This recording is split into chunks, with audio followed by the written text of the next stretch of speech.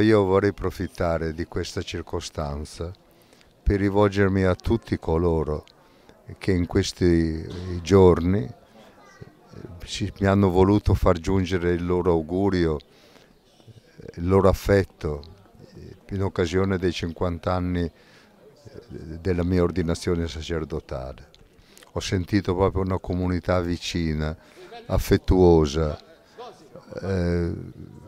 capace di cogliere la bellezza della fraternità anche col loro vescovo, e questo mi ha commosso profondamente, come mi ha commosso il potermi ritrovare con i miei compagni di ordinazione e poter celebrare insieme, tutti un po' acciaccati, più o meno, questo anniversario.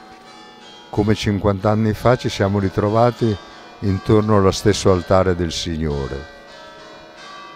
Anche questo è stato un dono grande, di cui abbiamo ringraziato il Signore insieme.